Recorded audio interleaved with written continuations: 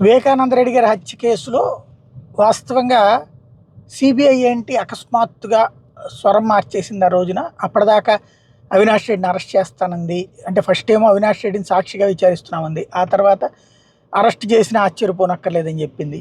అవినాష్ రెడ్డి ఏమో తనకున్నటువంటి పూర్తి పవర్ని వాడాడు. 2-3 రోజుల పాటు అక్కడ హాస్పిటల్లో కూర్చుని మొదటి రోజున వాళ్ళ అమ్మకి అన్నాడు, తర్వాత తనకే ప్రాబ్లం అన్నాడు, అట్లా ఆపుకుంటూ వచ్చాడు. ఆ తర్వాతన కోర్టుకు వెళ్ళాడు. కోర్టులో చివరికి తనకి ఒక వెసులుబాటు వచ్చింది. ఏమని? తనని అరెస్ట్ చేయొద్దు అని. సుప్రీంకోర్టు దాకా వెళ్ళారు సిబిఐ కానీ సునీత కానీ. తీరా చూస్తే ఆగిపోయింది. ఎందుకని? అవినాష్ రెడ్డి విషయంలో మరి న్యాయస్థానాలు దాంట్లో చంద్రబాబు ఇదే దాని పేరేంటి, జగన్ చేయించాడు లేకపోతే మోడీ చేయించాడని నేను ఇంతకుముందు కూడా చెప్పాను. వాళ్ళిద్దరు చేయించగలిగి ఉంటే మోడీ మీద కేసులు ఎందుకుంటే అసలు అవినాష్ రెడ్డి అక్కడ దాకా ఎందుకు రాణిస్తారు?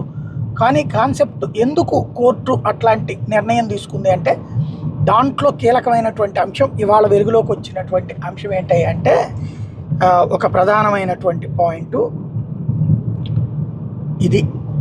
కోర్టు సిబిఐ తన దగ్గర ఒక పాయింట్స్ని తీసుకుందనమాట. అంటే సిబిఐ వాంగ్మూలాలు తీసుకుంది కదా, సునీతను రాజశేఖర్లది కూడా. దాని మీద వీళ్ళు వేశారు కదా పిటిషన్లో. వేశాక తీసుకున్నటువంటి దాంట్లో తేలినటువంటి పాయింట్ ఏంటంటే,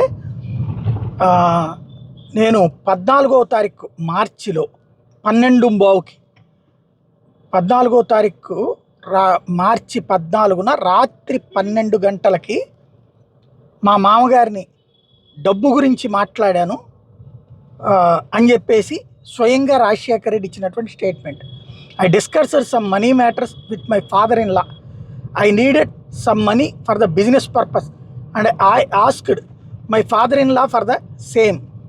That was my last conversation with my father-in-law.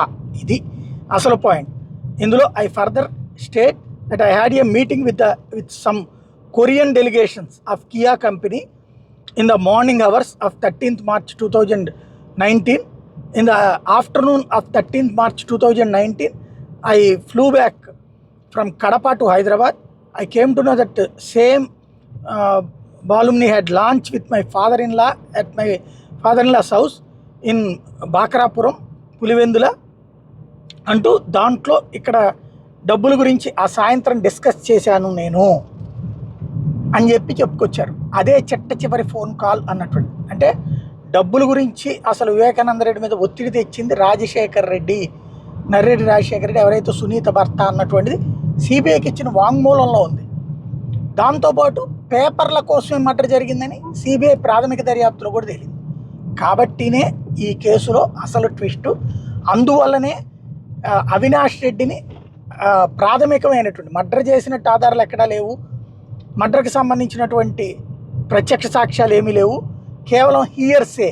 అంటే దస్తగిరి అనేవాడు చెప్పాడు. పోనీ దస్తగిరి డైరెక్ట్గా అవినాష్ రెడ్డితో కాంటాక్ట్లోకి వెళ్ళాడా, భాస్కర్ రెడ్డితో వెళ్ళాడా? లేదు. అవినాష్ రెడ్డి ఇలా చేయించుంటాడు అని దస్తగిరికి గంగిరెడ్డి చెప్పాడని దస్తగిరి చెప్తే వచ్చినటువంటి అది ఇక్కడ యాక్సెప్టబుల్ కాదు అనినే తనకి బెయిల్ ఇవ్వమని చెప్పింది. ఈవెన్ సుప్రీంకోర్టు అయితే అసలు అధికారినే తీసేయమని చెప్పింది రామ్ సింగ్ని. అసలు పాయింట్ అది. కానీ ఇక్కడ మన నేరేషన్ ఏంటంటే ముందుగా తనే చేయించాడు అంటాం కాబట్టి ఇంకా దాని వెనకాల మనం కొత్తగా అందులో కరెక్టా కాదని చెప్పలేము. బట్ పాయింట్ అయితే ఇప్పుడు ఇది సిబిఐకి సంబంధించిన ఈ డాక్యుమెంట్ అన్నది కీలకం.